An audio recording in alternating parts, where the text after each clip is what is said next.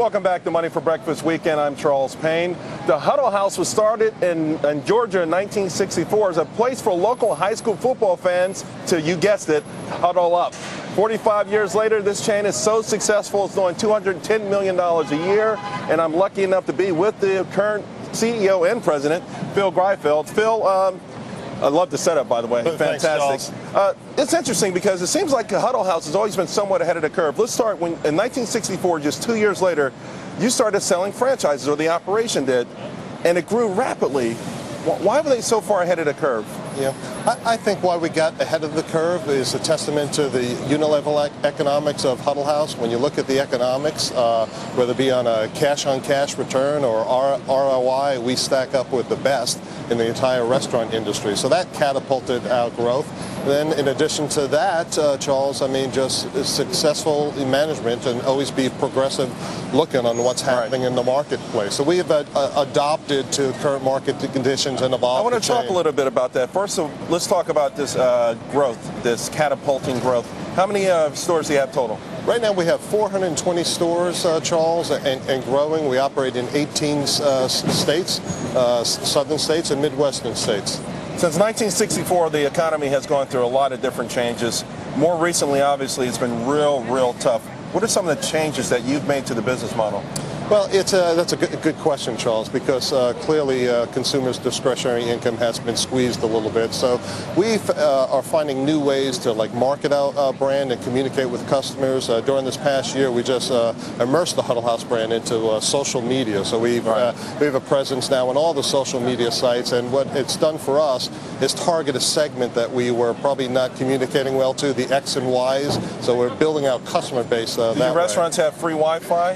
Yes, they do. Okay. You are on top of the game. Let's talk also now, though, about the franchise opportunities themselves.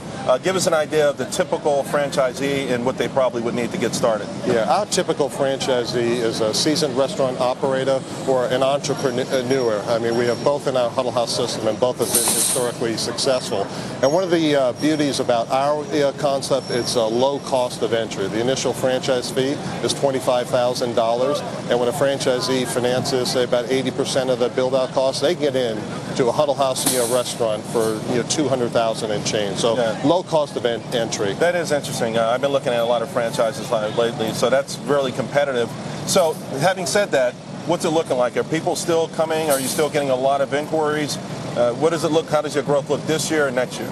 We're still doing well. We are still actively growing our restaurant base. There are some economic headwinds, particularly the capital markets, but we are getting creative in that regard in terms of assisting franchisees with financing. Being that you have such a large footprint, where do you think the economy is going over the next year? Do you feel like these green shoots are going to develop into something more robust? From where I sit, I see just a slower growth.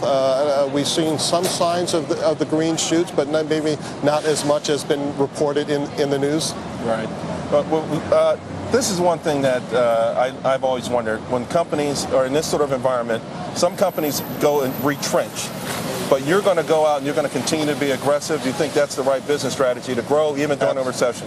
Absolutely, Charles. I mean, granted, there's been economic headwinds, but our economic model, the Huddle House economic model, it still works. It's still highly profitable. So we see no reason where we should slow down or curtail our growth. I mean, we are looking for opportunities to cut costs out of the restaurant operations, but no, we are still full steam ahead. Phil Greifeld, the Huddle House. You know what? Charles, I'm going to have some grits here. Sit down and we'll serve you breakfast. More money for breakfast. After this goes by and I have a bowl of grits. We'll be right back.